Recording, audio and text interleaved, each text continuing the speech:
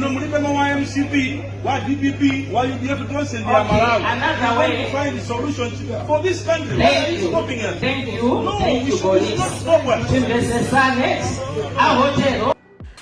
Msonkhano umene ukuchitikira mu mzinda wa Blantyre ku Mount Soji sopano zulo unatha mochedwa makamaka kumeneku kutakula mafunso ndipo akuluakulu amabungwe osiyanasiyana komanso azipani adayitanidwa ku msonkhano umenewu. Msonkhanowu amachitisa ndi a bungwe la party kapena kuti azachipembedzo ndipo msonkhanowu ukupitirira lero lino. Apa tamvera zimene adayankhula anavicha atatuluka mu msonkhanowu.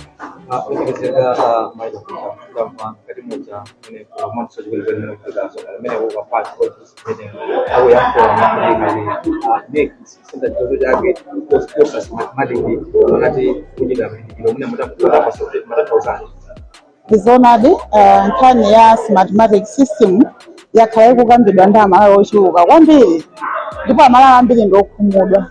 Zipani zakhala zikukumana ndi MEC kukamba nkhani imeneyi kuna kuti tikayang'ana mu mbiri ya smartmatic system kumayiko amene yagwira ntchito kwakhala kukubwera zokhumudwitsa.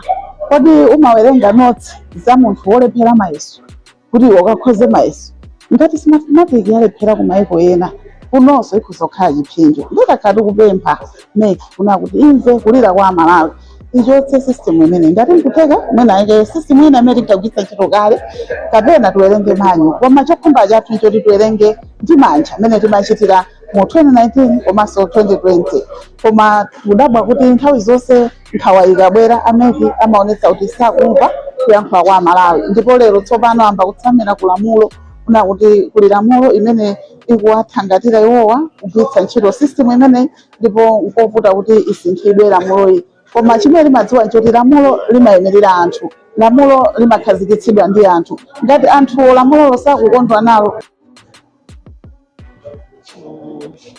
Olemekezeka Director of Elections kipande cha mina muramuti kuroza masowano uli meeting yaenda motani nanga chibizulana ntotani pamene mawa meeting ikayendera. Ifeto meeting tikafotokoza kuti yaenda bwino. Ifeyo ngati oyimira chipani cha DPP tidaisetsa ndithu kuti ikafotokozere ameki ifeyo chimene tikufuna ngati chipani cha DPP. Lero meeting ya lero inali yokhudza kwambiri nkhani yoti tione kuti MEC akonzeka bwanji nkhani ya chisankho chikubwerachi komanso asanabwere iwowo kunabweranso Reserve Bank amene anadzakambako kuti nkhani ya kuti dziko lizi kuti bwanji nkhani ya zachuma kuti zimenezi zikhudza bwanji nkhani ya chisankho iwonso anenako mbali yawo. Ndi ifeyo pali zinthu zingapo zimene takhala tikuwauza MEC takhala tikumawuza nkhani yonena kuti tikufuna kuti chisankho chimene chikhale chokomera Malawi wina aliyense. Ndi iwowa nkhani ine imene takhala tikukambira nawo ndi nkhani yakuti zotsatira za chisankho izunga transmission of results zimenezozo zidzachitike mwa manyo akamati athauze kuti tikufuna kuti zidzakhale zongolemba zapapepala zidzagwiritse ntchito mashini ena aliwonse. Komano amekiwo akhala kumalimbira kuti ife tifuna tidzagwiritse ntchito mashini komanso mbali inayi zidzakhale zochani zolemba ndi pamanja. Ife chifukwa chimene tikufunira kuti adzapange zolemba ndi pamanja pokha chifukwa kuti mashini amene afuna kugwiritsa ntchito ajakumachikwa kuti smartmatic si mashini abwino. Mashini amene ajataona kuti sakutha kugwira ntchito yake moyenera. Chifukwa tikabweretsa mashini amene technology timafuna kuti zinthu zonse zikhale zoti zitithandizire ngati zinthu timapanga motsalira tikabweretsano mashini atithandiza kuti zinthu zani zilongosoke. Koma ndaona kuti mashini amene wamakuti alongosole zinthu tikhale ngati kubwereranso mbuyo. Napereka chitsanzo kunena kuti tinaona nthawi ija yopanga registration. Nthawi registration mashini amene aja smartmatic aja sanagwire ntchito bwino. Tinapanda zimene zotsatira zake anthu ena apeza kuti mayina ena sanathe kupita ku MEC komano MEC inali ndi nthawi yoti akonze. Kenaka pabwera nkhani yoti anthu akapange transfer mayina tinaonanso anthu angapo amene anadzasowa komanso chifukwa choti anagwiritsanso ntchito mashini omwewo. Kubweranso nthawi ija yoti anthu akaone mayina ankaundula apezekanso kuti anthuso ena apeza kuti sasokonekera ena amene nkhope osaoneka chifukwa cha mashini ati omwewo. Tinena kuti ngati ino mashini amene walephera mu zochitika ngati zimene zizi akhulupirira bwanji kuti ikafika nthawi yovota zidzatheka kuti igwire ntchito yake moyenera.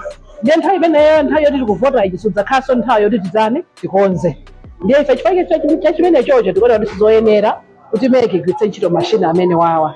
Ndiye ife tafotokoza ndithu chimvemvemve tikukhulupirira kuti meki yatimva. Komano nkhani ndiye kuti tikudikirabe msonkhano wina wa ifeyo ndi meki azipani ndi meki kuti adzationetse kuti mashiniwo kuti iwo kuti akafuna zotsata zachisankho zidzayenda bwanji.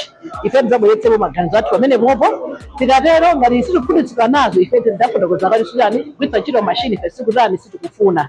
Ndiyene ndikukhulupirira kuti meki atimvera komano tikhati kudikira mawa lino tikhaso tikupitiriza msonkhano wathu kumapeta kwake kudzakhala kuomba nkota pa zonse zimene takambirana zidzakhala chipepala chimene tidzasayinire tonse tikatagwirizana nazo zimene takambirana kuyambira lero mpaka na mawa. Zikomo kwambiri kuti kulumbirira kuti ndikhale nduna mulungu ameneyo sangalole kuti anthu adzivutika chifukwa cha anthu ochepa. Chifukwa cha 1 minute timalizire ni nkhani ya mathematics. Sindikamba kwambiri nkhani imeneyo koma ningobwera pa mayankho amene apereka a Justice Antalimanja kwa fotokozera Malawi pa nkhawa zimene Malawi ali nazo. Chomvetsa chisoni choti amayankha ngati kuti mwina Malawi tonsefe ndi zitsiru kapena mwina mwake taledzera kuti mwina chomwe chikukambidwacho tilephera kuti chimvetsetse. Kuyankha koyamba adayankha kunena kuti no iwo akuti azipani mmene amakagula mathematics machina amene aja akuti azipani sadaonetse kudandaula kulikonse.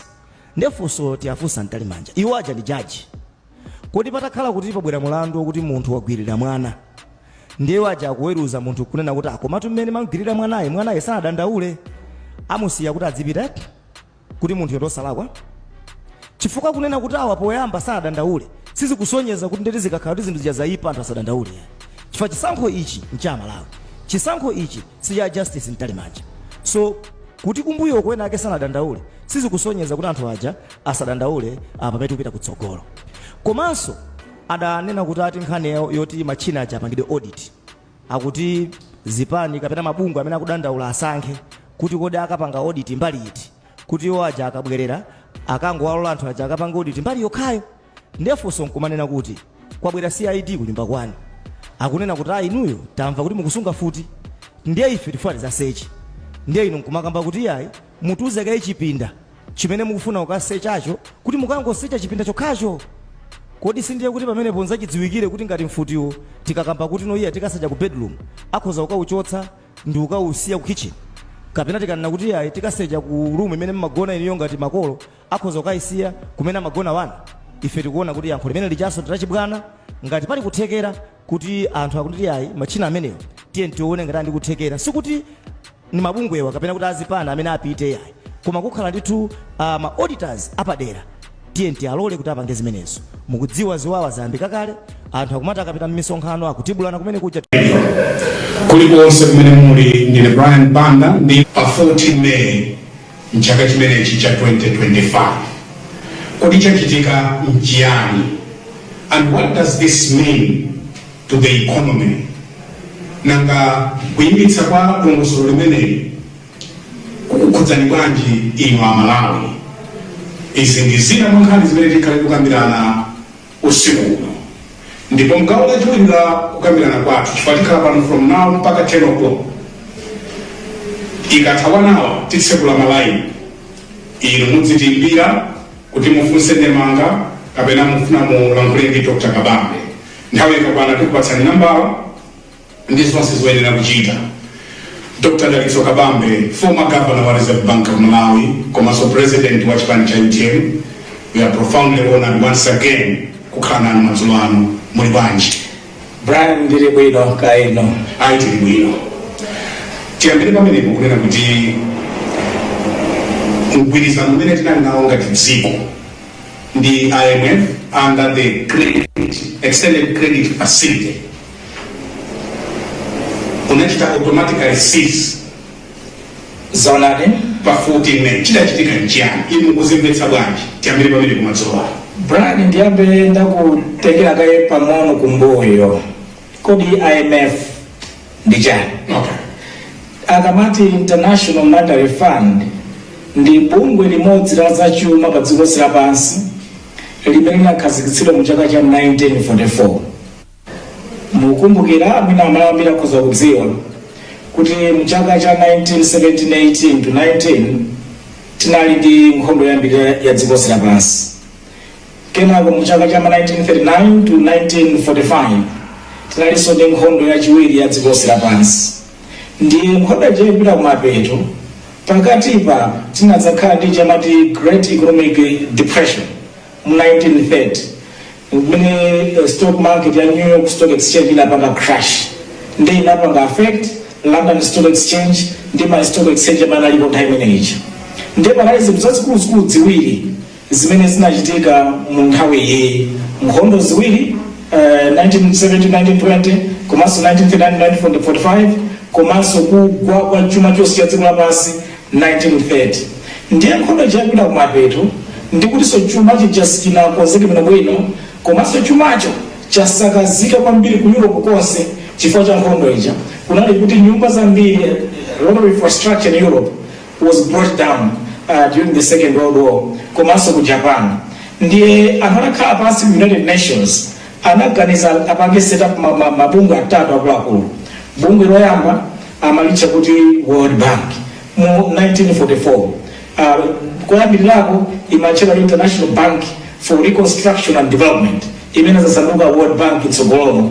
Limene ija bungwe limene likhazikitsa specifically kunena kuti mmene nkhondo ikutha maiko onse anaonongedwa kwambiri chifukwa cha nkhondo ku Europe makamaka Germany, England, France ndi naotero maiko amene aja amangenso. Ndiye World Bank idakhazikitsidwa kuti amangirenso maiko amene aja plus Japan ayimangenso. Komanso pokhazikitsa bungwe la World Bank 1944 anakhazikitsanso bungwe la International Monetary Fund. Cholinga chimene anakhazikitsa International Monetary Fund kwambiri inali kuti ziunika chuma amene chikuyendera cha maiko a dziko lapansi. Chifukwa chuma chikasokonekera mawa amodzi one stock exchange imene achita 1930 inakhuza maiko onse a dziko lapansi. Komanso mu 2008 tinapeza kuti chuma chasokonekera ku America chinakhuza maiko ena onse a dziko lapansi, amati contagion effect mu chizungu. Ndiye chuma chikasokonekera mawa amodzi chimatha kupangitsa kuti kwinako seko zisokonekere monga zinachita 1930 2008. Ndiye bungwe la International Monetary Fund analikhazikitsa ndi zifukwa zenizeni zitatu. Chachikulu chiziona kuti chuma cha maiko chikuyenda bwanji chisasokoneze chuma cha maiko onse a dziko lapansi, amati surveillance, economic surveillance. Choyende imene khazika IMF. Chachiwiri chimene khazika IMF nchonena kuti chili ndi ma economists amene amathandiza maiko with capacity building. Adzathandiza kuti penapake pakusokonekera pavunda sipakhala bwino alithandiza dziko lija ndi capacity building upangirwa bwino wazati mwanjira ina amene aja makhanga ndi madokotala without borders amene amakhala kuzungulira dziko lonse lapansi ndi kumapereka upangiri kwa maiko kuti maiko aja akhale ndi ndondomeko zoyenera zoyendetsera chuma chawo kuti tsiku lina chuma chisagwe chisaonongetse chuma cha dziko lonse lapansi. Ndiye chachiwiri chinachikhazikitsa IMF. Chachitatu anakhazikitsa IMF kumene kuli mavuto amati balance of payment. Kumene kuli mavuto oti mulibe forex, mukanika kulipira zakunja mwina mmene ngati kuli kwathuko mafuta tukanika kugula tibe forex, tukanika kugula fertilizer tibe forex. Maiko onse amene alibe kuthekera kogula zinthu zakunja amene ajawa amatha kupatsira thandizo amati balance of payment support. Ndiye imene chimakhala ndi ngongole imene ntchito yake ndiyo kuthandizira balance of payment support. Ngongole imene ku Central Bank ya dziko lililonse ithandizire balance of payment support dziko limene lili mavuto olitsa kugula kuitanitsa ndi kulipira zinthu zakunja. Dziko limene lija ndi limene lapatsira thandizo limeneli IMF loans, IMF credit. Imakhala magulu osiyanasiyana koma nthawi zambiri akamapereka kuti afuna kupatsa thandizo lija amaperekanso upangiri chifukwa mupezeke mavuto mukanika kulipira zakunja ndiyo chiko chimene chavuta mdzikolo chimene iwo achabwera afuna kuthandiza chimene chija akachithandiza chimene chija akukwanise ndalama zoti muthandizikire zimene zikuthandizani kuti chuma cha dziko lija chikonzeke bwino bwino chiyambirenso kuyenda bwino zonse zikhale bwino akatero cha masangala ntchito tutayigwira. Ndiye IMF inakhazikitsidwa kwenikweni pa zifukwa zitatu zimenezi. Ndiye ndikabwera ku funso lanu chimene chinapangitsa poyambirira kuti ife Amalawi tipite ku bungwe la IMF tifune thandizo lawo thandizo linalifuniranje tidalifuna mukumbukira nthawi ifeyo tinali pavuto la forex kuti forex cover yathu inali yatsika kwambiri timavutika kugula fetereza timavutika kugula mafuta agalimoto timavutika kugula mankhwala anthu akapita business kuti ayitanitse china chilichonse cha business yawo mabanki akwezekana banki akukanika kulipira zinthu zimene zija ndi chifukwa chake tinapita kukumbukira IMF kuti ifeyo we are squeezed tavutika tili ndi balance of payment problem tithandize na IMF ndi IMF wachada abwera nkuti kugwirizana nafe kukambirana nafe zonse zofunikira kukonza zija anakambirana nafe ndiye wachama kuthandizani amayikaso ndondomeko zakuti ziyang'aniro zawo kuti pali kuthandizani apa tikuyembekeza chuma musiyendetsa bwinobwino motere izi muyendetse motere akakupatsani upangiro umene uja mukautsatira ningati dokotala wachipatala kuti iwe wadwala amakuza upange sotere ukatsatira malangizo dokotala aja umachira nkukhala bwino ndi IMF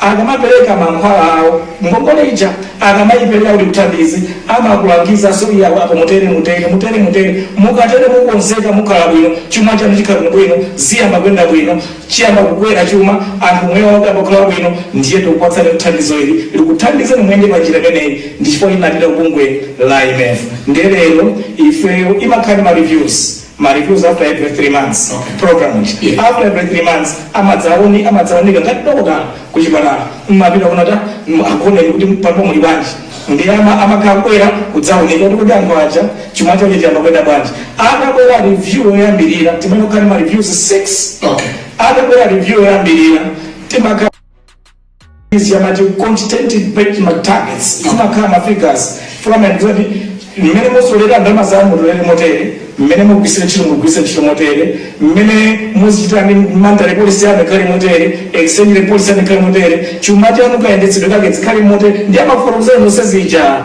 ndi amanati tikamabwera tsiku lakuti pakatha 3 months tidzaone ichi mudzachoke apa mudzafika apa ichi mudzalika mudzafika apa ichi mudzalika ndiye anadzabwera kudzaoneka anapeza kuti musemujera yephera 3 months yoyambirira dokotala wabwera kudzaona akuna ali palibe chasintha wakuuza ndi kuti musiye usutafodya musiye kumwamowa ili mungoka akupeza mukumwabe kumwawo mukusula before akapeza zimene munagwirizana zija zonse simunapanga ndiye dokotala chakudabwa so ndi muchira bwanji ndi ukuyembekezerani tinagwirizana kuti tikumana after 3 months ikamatha 3 months ichi tikhatafika nacho apa ichi tifika nacho apa ichi tifika nacho apa yatha 3 months ija akubwera aone ngati zafikirene paja zonse talephera sizinafika pene zimene ukhaya paja atidikira kuti kapena tipeza pa explanation tinena kumene zingakhalire takanika mpaka nafika kuti nthawi yopanga ti program ja yokha 14 months yatha basi yokha kungopanga temere chifukwa maprogram awo ikatha 14 months basi mangopanga jero mangopanga temere joka ndimafuna mumvetsere zimene ananena Felix Mulusu antiwo anakhalapo nduna I think 2021 adachita report in parliament kuti tinali ndi facility because this was the DBV ikangochoka kumene tinali ndi facility ndiye tatsaka kuti titetse tufuna yathu and I want to tap your understanding on what he meant because this was under Tonse government. Let's listen to what Minister then Felix Mulusu told Parliament in 2021. Extended credit facility with the IMF. Madam Speaker, following discussions between Tonse Alliance government and the IMF, the two parties agreed to cancel the third extended credit facility on account of changes in policy by the new administration. Going forward, Madam Speaker, it is expected that government will negotiate a new credit facility. This is the former Minister of Finance under Tonse government, 2020 to 2021. Tinali tatesa.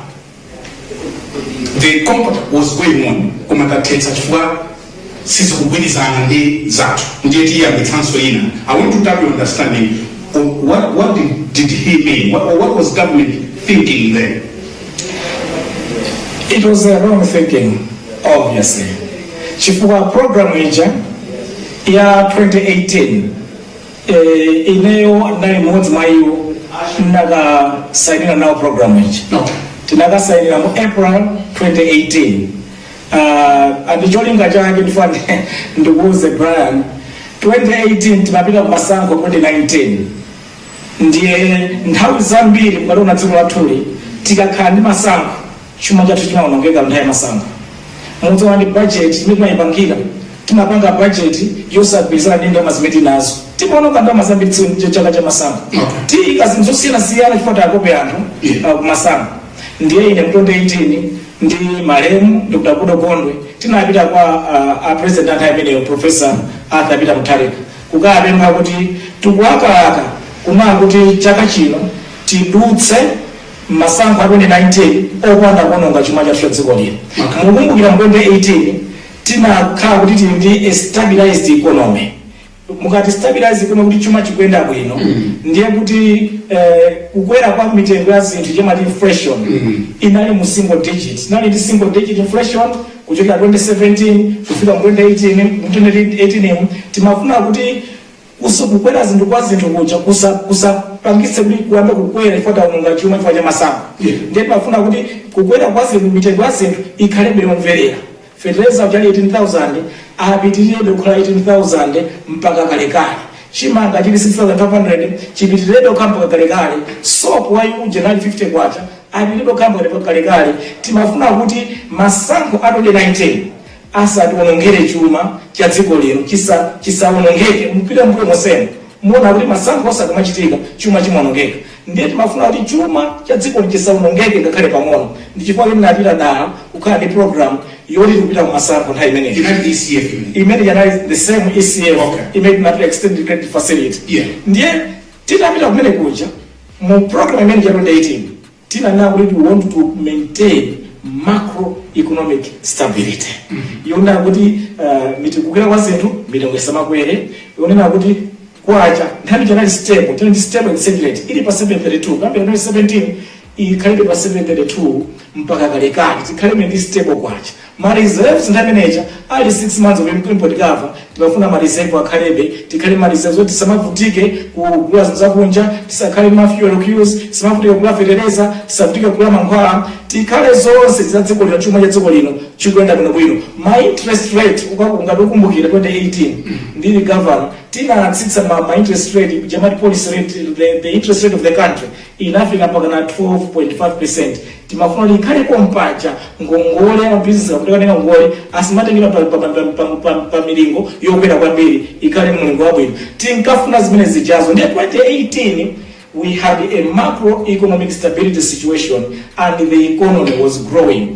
Chimene chimapangitsa kuti chuma cha dziko chizikula ndiye kuti ma fundamentals onse mu economy, low inflation, low interest rate, stable kwacha komanso ma reserves zimene zimapangitsa kuti chuma cha dziko chizikwera nthawi chimakwera ndi 6% ngati mukumbukira.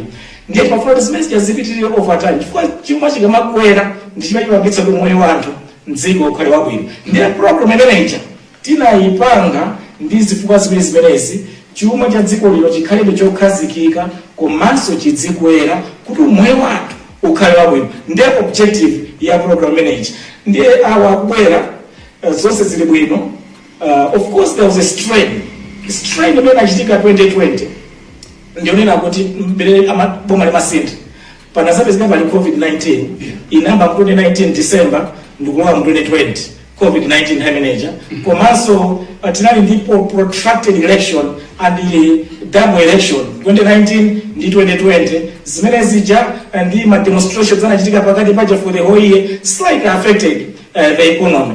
Actually because of that they needed more than ever before to maintain that program. Chifukwa program manager imapereka prescription yabwino kuna kuti chuma chipitirire kwenda bwino chonchi kuti mitengo yazo isakwerebe kwacha khalebe kukhazikika ma reserves akhalepobe komanso chuma chidzikwerabe chimo cha dziko zimafunika na kuti ndalama zimene akutolera ndi ma tax revenue measures komanso ma expenditures zimene akuyendera zonse zikhale zabwinobwino komanso monetary and external policies zonse zikhale akanapitirira ndi program imeneyi ndiye kuti bwezi tilibe mavuto onsewa amene tikuwaona lero amene atipomboneza munthu lero kuti zinthu zakwera kwambiri ma interest rate chakwera. Cancelling an already existing ECF in 2020 was a mistake. That was a dangerous prescription of what needed to be done in this country. That was a serious mistake. Chifuba, that cancellation has led to be where we are today. Okay.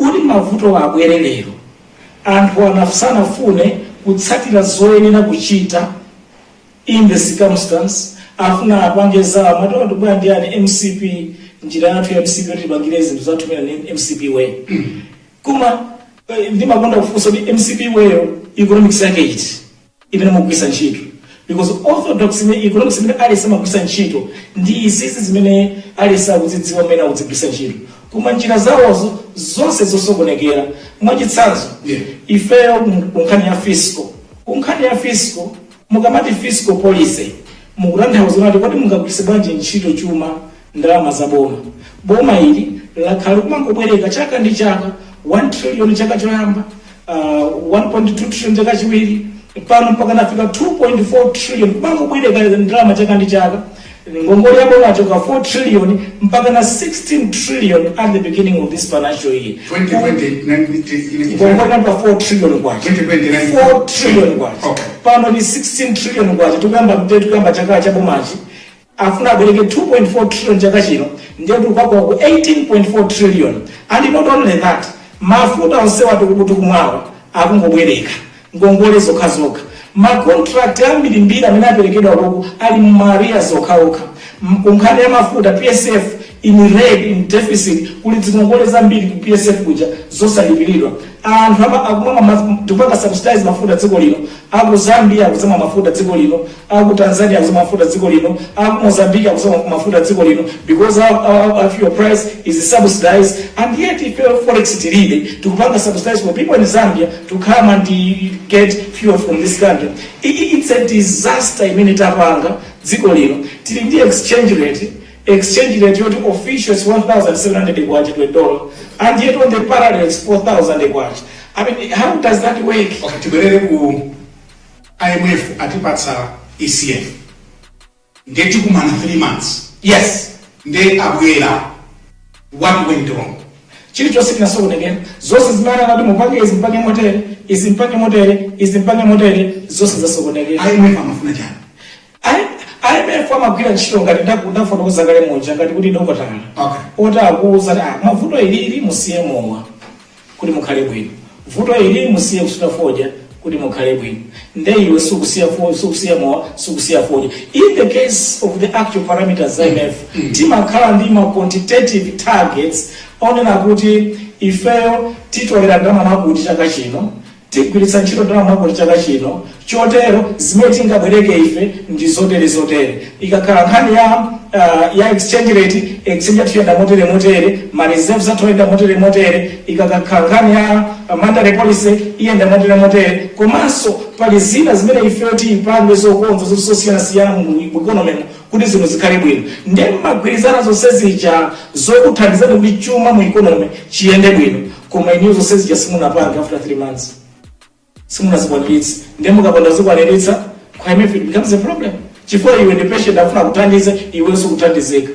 Akamakamba achichola ndanzako akumanena kuti zina zimene IMF amafuna zosakwira tukupita kwa masankho ndesi tingamvere zonse zimene angatuze IMF. I want you to comment on that. Brian, ndakhala ndikumanena za makansas atatu a dziko lino ndiye ifeyo ndi ma local economists, local advisors to government timapanga advise zoyenera kuchita. Ndikuuze zinthu zitatu zija ndikungubweza mwachangu kwambiri. Yes. Munthu uli ndi nyumba ukulandira 100,000 kwacha ukumakabereka katapira wa 1 million kwacha mwezi ndi mwezi ukulandira 100,000 kwacha. What is going to happen to you? Iweyo ukulandira 100,000 sale kwa mwezi. Ulinda akatapira mwina 20 million kwacha. Ndio kumakhalira kumabwereka cha mwezi ni mwezi 1 million uzika kuthera kuti. Uko mukanazo ugwanazo. That's the fiscal problem. Imagine nayo. Tili Mongole is that is a 4 trillion kwacha Mongole. Ife tukuwa kupesa 3 trillion kwacha ZMRA and tumaka bwereka an extra trillion kwacha every year tukubwereka zikatifikitsa kuti ndi IMF akuna kuti you can't continue borrowing ukafuna kuti ukonzeke ukupesa 100,000 unonga 50,000 kwacha uli Ngongole zambiri yamba kumabweza kwa Ngongole chifukwa amene ujayo amene akwatira 100,000 kwacha akononga 50,000 kwacha 25,000 kwacha kuigwisa ntchito ukabweza Ngongole 25,000 ina akupangira business kuti ka income kachatakula over time amene you over time mfuyu umoyo wake ukhala bwino koma kechakwera economics menda kandi kunena ndiona ndipeza 100,000 kwacha nditsi kabwereka every month 1 million kwacha chonse ndikudziwa ndi Ngongole ya 10 million kwacha akatapira anthu mwantundu wanji imeyo ngati ni nyumba iyi palibe chimene ndingapindule IMF ale audzakulangiza na kuti sungapitire mabwereka 1 million mwezi ni mwezi mkuyembeza kuti uzikukhalira bwino siya kubwereka ukupesa 100,000 live within 100,000 that was the instruction to IMF musabwereke sabuti amanene kuti anatuuza kuti tichite devalue kwacha ndi 40%. Ndibwere kwacha kwemene ndinkhani ino. Ndabwera kaye kunkhani yoyambirira iyi ya office kumana uza kuti slow down and live within your means. Imene ndiyambirira. The problem imakhapo office chifukwa ndimabwesa mavuto asani manena ngazembo that's the poison that destroys our economy. Chifukwa boma likanena kuti ife tapesa 3 trillion tukabwereka 1 trillion kuna chaka chino tukabwereka 2.4 trillion zobwereka zikutanthauza nawo kuti kumabanki kuja ndalama zonse zili kumabanki zonse ma savings amalawi ma pensions amalawi zonse koma likasesa ndalama zonse zija zibwere ku Capitol Hill koma Capitol Hill expenditure nthawi zambiri 70% imapita kugula zinthu zakunja akagulire zima TX makamuri zinamayendera kuboma kuja akagulire makompyuta agulire mipando yawo ino furniture agulire fertilizer agulire mankhwala ndi 70% imakagulira zinthu zakunja ayendere sepompo maya ticket agulire mafuta galimoto ma contractors ambiri ndi akunja apatse ndalama equipment plant and equipment yakunja ndi ndalama zambiri zimapita kunja so two problems mukabwereka kwambiri ngati boma mukabwereka kwambiri ndiye kuti mukazitenga ndalama zosiyana banking system ma pension ma savings anthu private sector mwayipanga paralyze singatese kubwereka ndalama kumene kuja chifukwa mabanki aja apereka ndalama zonse kuboma ndiye you are killing your private sector. Secondly, mwine nayo yukabwerekedwa mabanki kumalawi ndiye kuti niyo kati muli savings ku banki muli pensions zonse zija zonse azibwereka boma andi banki amakombera kwambiri mukamanena banki mpaka mapindu ambiri chifukwa ndalama zija amazibwereka na boma ndiye boma is risk free akabwereka 2 billion ka interest 10% zonse angwapatsa kata 90 days treasury bills and so forth ndiye mabanki ajama amakhandi customer chachikulu chokhuta bwino boma achibwereke ndalama chikamabweza interest mabanki so akulemera mbali nayo pamene chifukwa chake amanena kuti chuma chikuvuta akulemera ndalama bank work because amabank ali ndi good customer akubwereka ndalama pamene ndalama sezija mwazichotsa mu economy moja ama private sector palibe wina lesangati kuzibwereka ndalama zija because it's now empty ndiye ma business ambiri amalowa pasi amasokonera chonsechi mufuna kuti ma private sector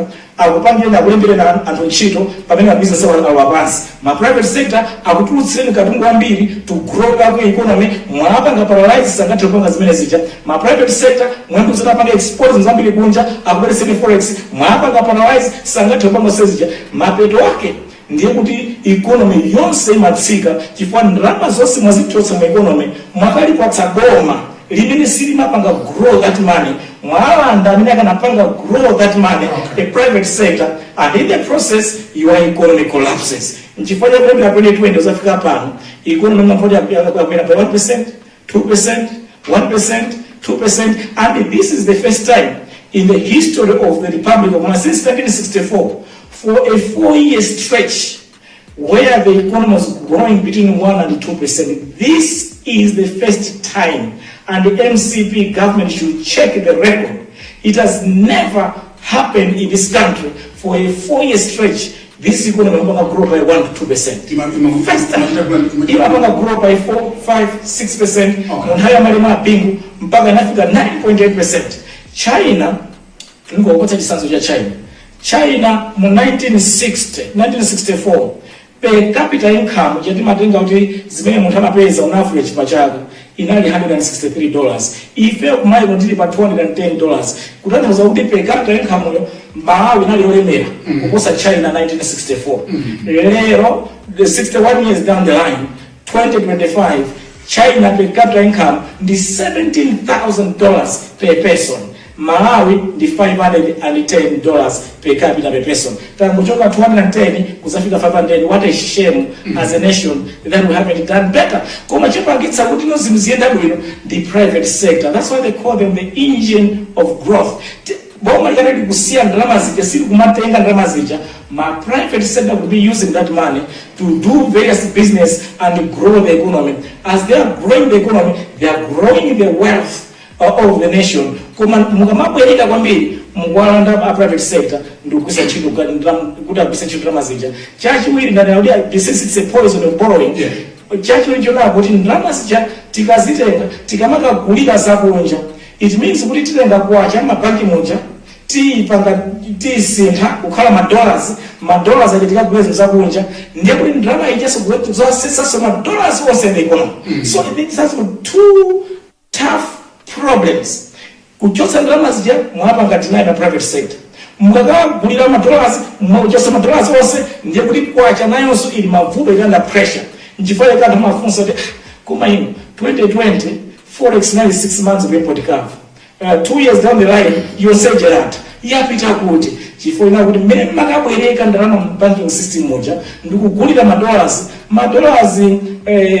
onse mwasesamo, ndiye mwajanuka ndikane nkhuku, imwe mazira ake, ikwamba kudamba kuti mazira ngachali kuti. Utamaweka mazira, chifukwa wakabwereka ndalama, wadzipisa njero kule azakunja, madollars onse ata mu system, kena kukwacha amba kusunda. Kuti kwacha ichoke kwenene ba 732, pa limafikali 1,000 chakuti pa official, 4,000, 5,000 na parallel, chifukwa na kuti boma, inatenga ndalama sezi cha ndukuziwa unonga. Ndi chifukwa ka IMF, anapanga advise, musabwereke nso ndalama zambiri from the market. Then wacha, anakanika. Anauza kuti exchange rate mwipange motere anakanika. Ndi malangizo ambiti makati kunena kuti malangizo wawa ndi wati munthu akhale bwino chuma chikhale bwino koma mukapanda kumvera malangizo acha IMF unasema kuti osamva itani timuleke tione kuti zimthera bwanji ndi kusamva kwake. Ndiyechesere mbali ya exchange rate. Yeah, exchange rate. Exchange rate ni nkhani yovuta kwambiri brand. Exchange rate mukaona kwacha yathu ija, especially now kuti alimi akugulitsa foja. Alimi aja akugulitsa $3 yawo, $2 yawo, akugulitsa foja uja. Kumano alimi aja kuti alipidwe ndalama zawo zikuenda kudzera ku mabanki. Akaisintha pa 1,700 kwacha to the dollar. Ndeka ndalama kawo kacha kama khala kochepa ngati amagulitsa $1 foja 1 kg $1 apeza 1,700 kwacha for that dollar. Akanagulitsa pa parallel market akanakapatsira 4,000 kwacha 5,000 kwacha. Mwamona mulimi wako ujena foja miti kumuphera mulimi wa foja tikumupha kwambi tikumpweteka. Mwamuda akanapeza 4,000 5,000 kwacha akwenda ukalipida ku banki akumirizidwa kalipida 1,700 kwacha. In your brand, mukana CEO wa Limeriff mwatumiza foja kunja $100 million wakumwa mutumiza kunja mmene mtumiza kunja $100 million ndalama imene ikadzera ku official bank official market mupatsidwa 170 billion kwacha koma ikanakhala kuti ndalama jamwaipeza yadzera ku parallel ikanakhala 400 or 500 billion kwacha. Ndetaganiza you are the CEO of Limeriff uku 500 billion kwacha uku 170 billion kwacha. Isn't that criminal? Isn't that criminal policy? You know, you are penalizing your exporters. My exporters are mukapanga penalize. Pamene wina amene afuna akagula chinthu chakunja ndiye wadzera ku banki akachigula chinthu chija ati 1,700 kwacha to $1. Pamene awawawa akupwetekeka kufinyika awawawa enawa to them it's an advantage.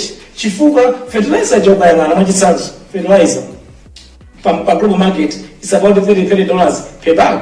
Ndio ukatata $30 per bag ndikupanga ka $1,700 upeza